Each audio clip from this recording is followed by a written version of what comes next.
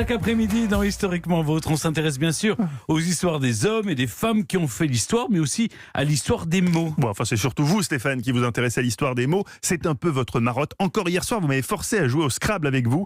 Ah, non seulement je l'ai fait pour vous faire plaisir, mais en plus, vous êtes mauvais perdant. En fait, non. C'est-à-dire que ça rentrait pas dans le bon sens. Nouvelle question pour vous, chers auditeurs. Est-ce vraiment pendant une partie de Scrabble que Stéphane a prononcé cette phrase équivoque?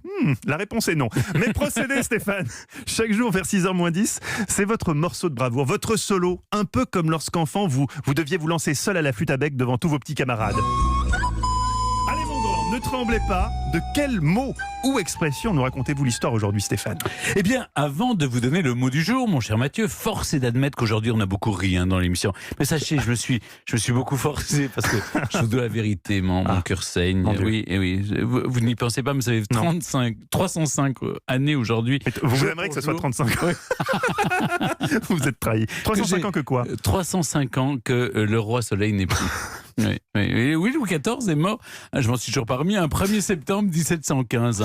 Bon, j'imagine facilement que cet anniversaire vous passe bien au-dessus. Enfin, je voulais, pour ma part, marquer le coup et revenir sur cette appellation, le roi Soleil. Pourquoi ce surnom est-il passé à la postérité? D'abord, vous connaissez la devise de Louis XIV. L'État, c'est moi. Non, il l'a jamais dit ça en plus. Nec pluribus impar, que l'on peut traduire de différentes façons. Bon, j'aime autant vous dire que les exégètes ne se gênent pas. Je suffis à plusieurs mondes, suffisant seul à tant de choses, ce qui veut rien dire. Rien ne lui est impossible, etc. Mais au-dessus du reste des hommes, c'est une référence directe à l'astre solaire. Ensuite, c'est vrai que le fonctionnement de la course sous son règne a été organisé comme s'il était le Soleil, une étoile autour de laquelle toutes les planètes gravitent. Et enfin, parce qu'en 1662, lors d'un prestigieux ballet, le roi est apparu déguisé en Soleil, en Apollon, et par la suite, on l'a appelé le roi Soleil.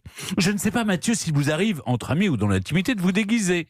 Ça m'arrive, oui. Mais pas en Soleil. En quoi vous déguisez? En infirmière. Enfin, normal, quoi, des trucs un peu, je ne sais pas, des choses rigolotes, quoi. Vous auriez du succès au Japon. Mais oui, ils adorent. Pas qu'au Japon, mon Stéphane. Ah, c'est vrai. Venez passer à la maison un soir. Très bien. Faites attention au choix du costume parce que les surnoms peuvent vite arriver et rester. Bon, revenons à la mort de Louis XIV. Il soupire un 1er septembre à 77 ans après une agonie de 3 semaines où il avait la gangrène à la jambe, ça devait sentir très mauvais. Selon Saint-Simon, il déclare 4 jours avant à Madame de Maintenon que, je cite, « ce qui le console de la quitter était l'espérance à l'âge où elle était qu'il se rejoindrait bientôt. » Oh, la classe. C'est élégant. Hein. Oh, je pars, madame, mais vous allez me suivre, on se retrouve vite. C'est d'ailleurs au XVIIIe siècle qu'un proverbe naît, « Le soleil brille pour tout le monde ». Ce dicton, évidemment, vient des évangiles où il est écrit « Dieu fait luire son soleil sur les bons et sur les méchants ».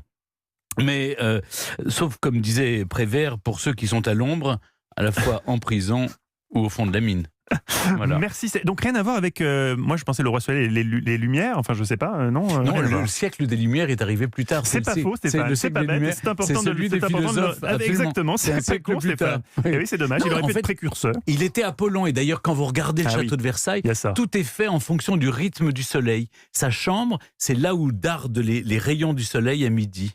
Et la vôtre, celle qui était dans l'aile est du château, vous aviez un peu de soleil ou vous étiez côté nord? Non, moi je suis très modeste. Ouais, c'était face nord. Merci Stéphane pour cet éclairage audacieux. Une fois de plus, on en aura appris des choses au cours de ces 2 heures. Qu'Einstein était un grand pédagogue, que Léopold Mozart, le père d'Amadeus, était déjà célèbre avant son fils. Qu'est-ce qu'on a appris d'autre, Stéphane? Par exemple, Annie Cordy est devenue baronne belge. Non mais intéressant. Bon, ah oui, que le papa de Brigitte Macron était le roi du macaron. Vous voyez qu'il y avait aussi du fond dans cette émission, Stéphane.